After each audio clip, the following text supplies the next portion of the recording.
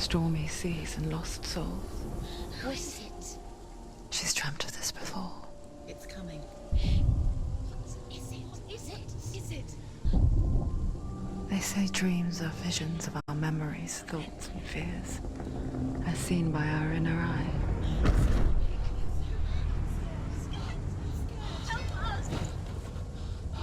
But what if each one of us is always dreaming, even when awake? And we only see what our inner eye creates for us. Is this what hell is? A world shaped by Senua's nightmares. Maybe that's why people fear seeing the world through her eyes. Yes, she's scared. Because if you believe that Senua's reality is twisted, you must accept that yours might be too.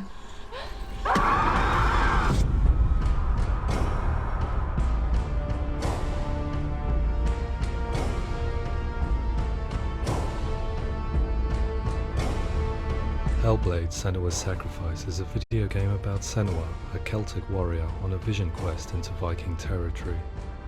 But what sets our hero Senua apart is that she suffers from severe psychotic mental illness. He knows she's getting closer. He can feel her coming closer. She's getting closer. They're watching. The original idea for Hellblade was to create a classic hero's journey, a journey of suffering, but one where the fantasy world is not another planet or alternate universe, but a world that is constructed in Senua's mind. But to do so would mean putting psychotic mental illness at the center of the experience, a subject that is still considered taboo, and a challenge that was both terrifying and exciting in equal measure. In Hellblade, the starting point was a newly discovered Celtic goddess called Senua in Ashwell, Hertfordshire. When first discovered, her name was thought to be Senua, a name which I liked and kept. I wondered if Senua might have been a Celtic warrior like Boudica who stood up to the Romans. While the Romans had conquered all of Europe, there was a group of Celts up in the furthest reaches of the Roman Empire that could not be conquered, the Picts. And so the Romans built a wall, called Hadrian's Wall, that spans across Britain from sea to sea to keep the Pictish barbarians at bay. The Picts were known for their war paint, painted on with woad, and their matted hair clumped with lime. And so Senua would be a barbarian Pict in this image. What's your name? Senua. I haven't seen you before. I don't leave home much. Oh, Zeno's daughter. I have to go. Wait! Orkney is off the coast of Scotland and was inhabited by the Picts, steeped in history and mystery, and so I made Orkney Senua's home and set the stage for a crisis.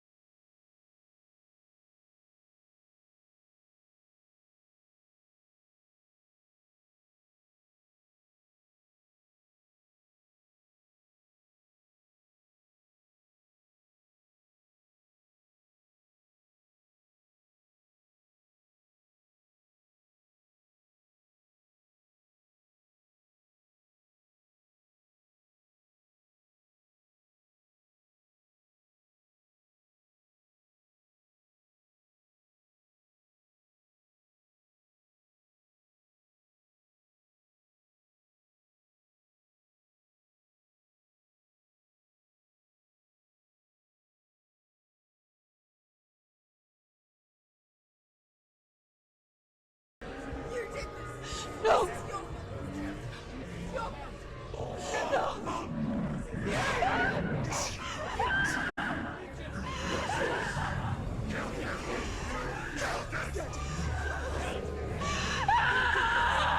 I came to learn that the Celts had a sophisticated and nuanced perspective on the nature of mental disorder.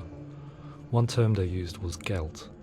A Gelt is a man or woman who has been driven mad by a curse, battle trauma, or grief.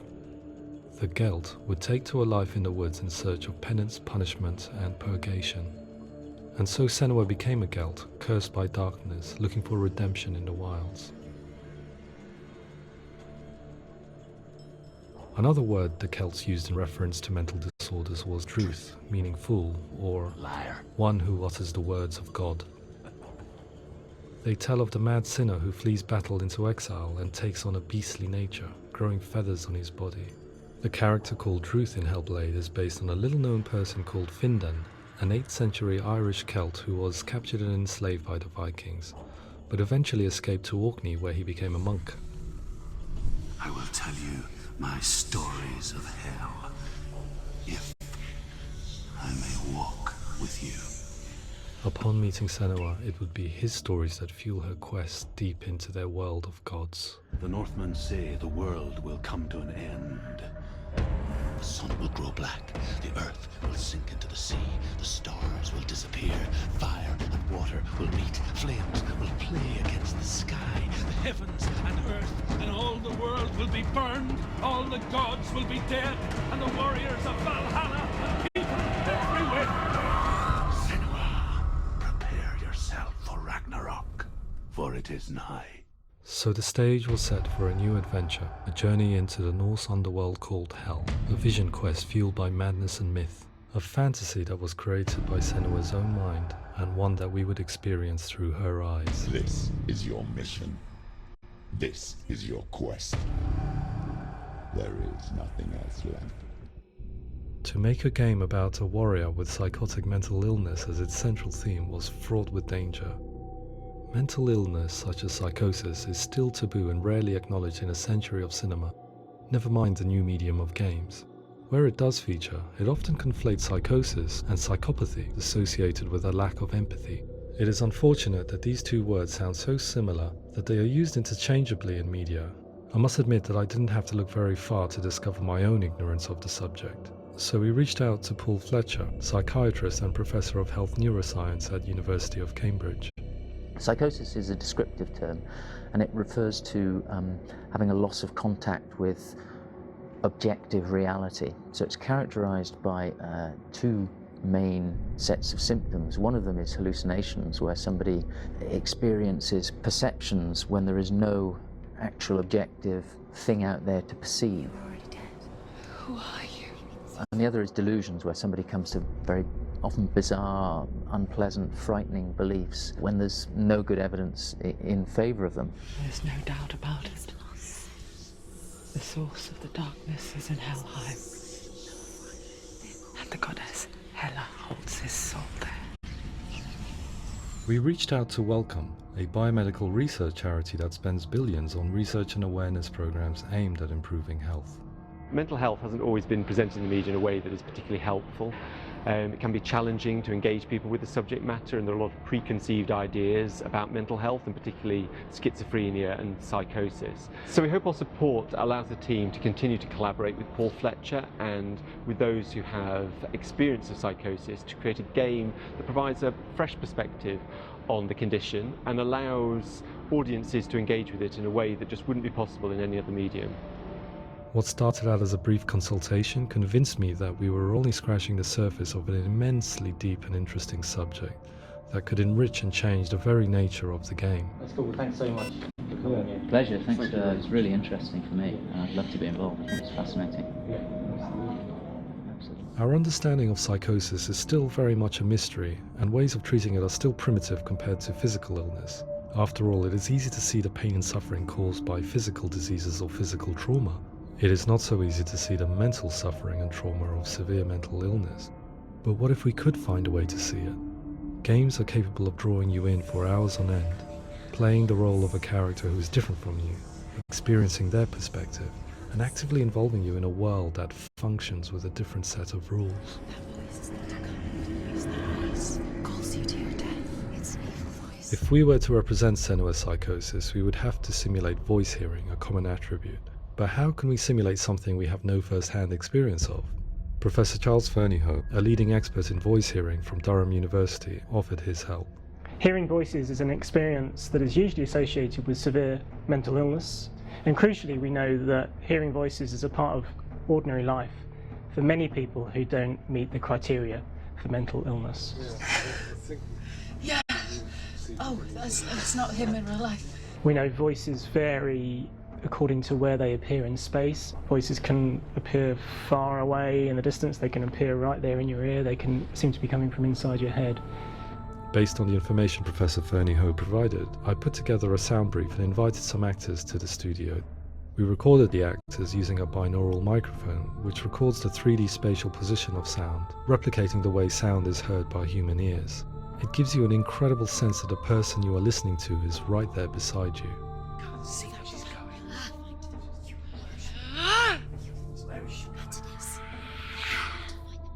Rachel Waddingham from the Voice Collective came to our studio with 2 young voice hearers to speak to our team. We talked at length about their experiences and they listened to our tests, giving us feedback on how we could improve on it. Everyone hates her. She's cursed. It's very hard to represent what this experience is like, partly because it's such a personal, intense, emotional experience.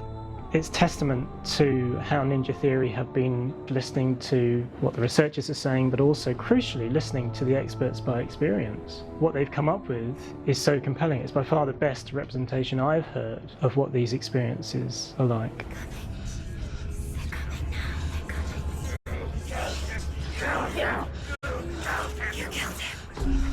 Other common attributes of psychosis are visions and flashbacks. We met with Recovery College East, who work with and care for people recovering from severe mental disorders. A group of service users gave us their first-hand account of what they experience. Sometimes when the visions or what we're seeing is too much, it becomes more difficult until eventually we perhaps don't see anything. The people we spoke to, the stories they told, were fascinating, harrowing and mind-boggling. The reality of what people experienced was vivid, far exceeding what I could possibly have imagined. We went away itching to represent some of these visions and flashbacks in the game. As we all know, my heart is so, love is so far away.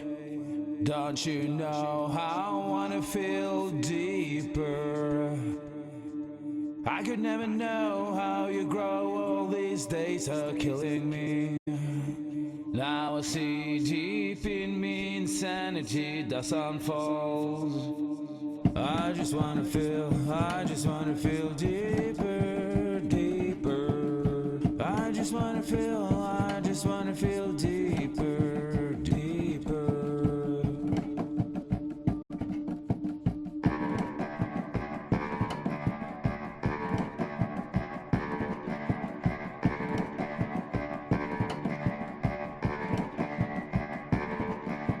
As we all know, my heart is so, love is so far away. Don't you know how I wanna feel deeper? I could never know how you grow, all these days are killing me. Feel like this, read like this, I just wanna live, that's all. I just wanna feel deeper, deeper. I just wanna feel deeper, deeper.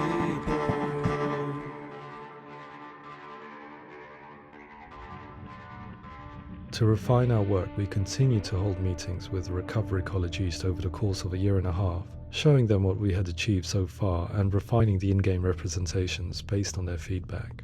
With their help, flashbacks, visions and changes in perception were woven into the story and gameplay of Senua. The students that are involved in this project are incredibly excited about being involved. They have described the experience as being important because it values their lived experience and shows that despite what we have been through, all of that experience becomes valid, that actually it's something that we should all be talking about. The experiences described range from beautiful to frightening beyond comprehension. I heard of a girl who has to live with an angry voice screaming at her, slamming on her doors and walls 24 hours a day. I met someone who would often see hanging corpses in a room, so real that she would sometimes try to rescue them.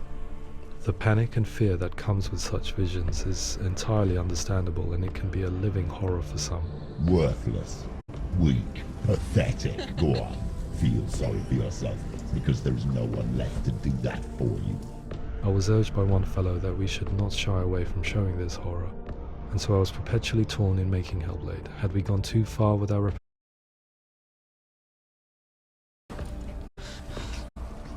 broken and lost. Come on.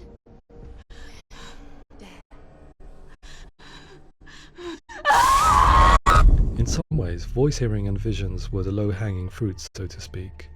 There's another aspect of psychosis that is much harder to explain, but one that I think video games are uniquely able to represent, which are often called delusions. People begin to see patterns in the world. They begin to link things that most people wouldn't link. Most of the things that we might think would be coincidence or, not worth commenting on. Nevertheless, that might have a particular salience or importance for them. One individual described how everyday words, sounds, colours and objects were steeped in meaning to him, forming a strange and sinister puzzle that he was determined to solve but could not quite get to the bottom of. It's not just brain dysfunction. It's not like the system shut down. It's actually an incredibly creative process. The person creates a world populated with voices and phantasms and terrors, and they're completely immersed in it. They believe in it. We often invite people into the studio to play the game. In one of our playtests, they played through much of the game, making associations between runes, secret messages, and the threat of darkness that stalked them. There are many things that happen in the world of Hellblade that make perfect sense within the context of Senua's mind. The dark rot that's killing her slowly from within, the secret runes of the gods that block her path to Helheim, and strange associations that exist in the game to confuse you. To complete Senua's quest, you have to internalize and accept the logic and meaning behind these things to progress. Afterwards, they said that they didn't see much evidence of mental illness in the game. People with delusions of all sorts would argue the same thing, that they are not aware of their experience being abnormal in any way. I need a sword. It's important. Representing perception changes and thinking patterns within Hellblade gives us a set of symptoms common in psychosis. But people with lived experience were keen to emphasize another point, that it is wrong to define a person by their symptoms. Quite often, the illness comes not from the symptoms, but from the stigma, isolation and mistreatment that comes about from the rest of society. They say that I'm cursed. What if they're right? I needed someone to portray Senua, someone who could believably internalize her suffering.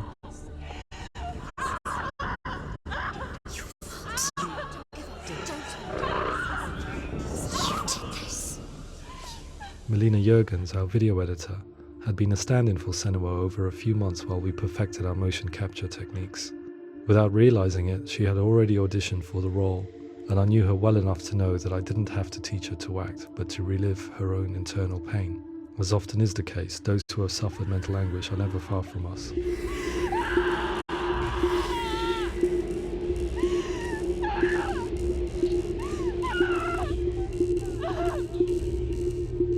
My hope is that by creating a compelling and aspirational character in Senua who feels very much real, albeit in a fantasy setting, we can provide a lens into her reality, a different one to yours, and this is where storytelling comes into play. I imagined her life based on common threads in real people's lives. She was always prone to psychosis as a child. Her mother Galina also heard voices and had visions, so perhaps there was a genetic aspect. Or perhaps it was cultural, as she lived within a world without science, of gods and a superstition, as exemplified by her druid father Zimbal. Psychosis developed in her late teens to early 20s and was exacerbated by stigma and isolation at the hands of the clansmen and her father. This darkness. It's spreading. The trauma of seeing her lover Dillian sacrificed tips her over the edge, making her remodel her reality around a concept that connects everything: the darkness. So the question is, what Senua experiences real? Can only be answered by saying, yes, it is real. It is her reality. All of her suffering will have been for nothing. It's just a matter of time.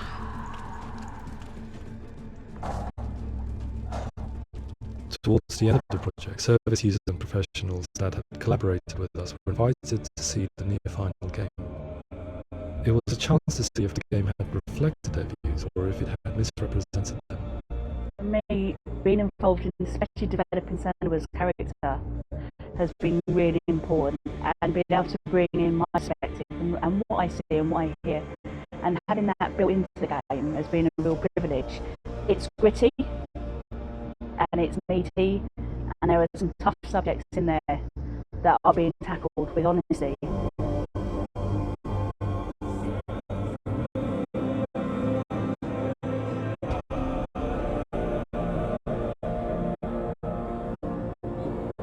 I was blown away by it today, absolutely blown away. It was just fantastic to get the opportunity to use our lived experience in a very creative way. There's nothing tokenistic about the work we've put in.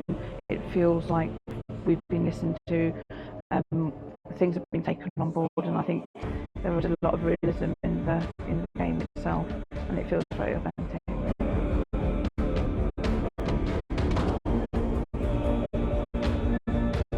Hellblade will give people a good experience of what it's like to hear voices and have those experiences.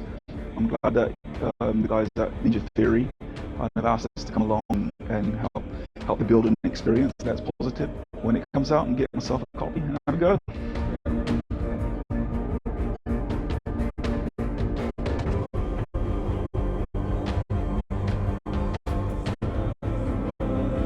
I think all the way through I was really inspired by how the conversations have translated into the game in a way that I think I didn't imagine was possible. So wonderful, really wonderful.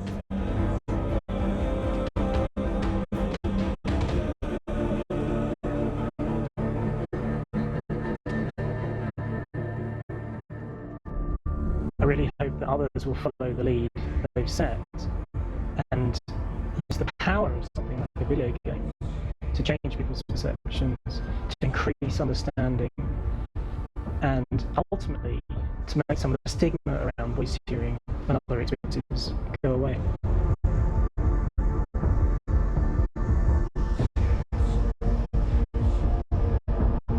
For me, it was really exciting to see something that I explore scientifically being represented so beautifully in a character who's trying to penetrate the mysteries of the environment in which they've been placed, with all of this strange uncertainty and noise and conflicting information that they're getting. I'm very excited by this way of trying to represent mental illness, because I think it actually might be offering us insights that we wouldn't get from pure scientific explorations, and actually giving us quite an empathic view of what it might be like.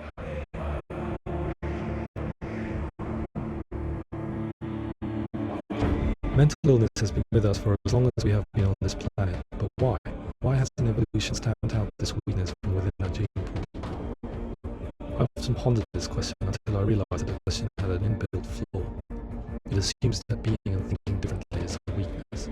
The only reason we have computers, spacecraft, medicine, poetry, art, and yes, even video games is because individuals are able to simulate new abstract realities in their minds and share them with the rest of us.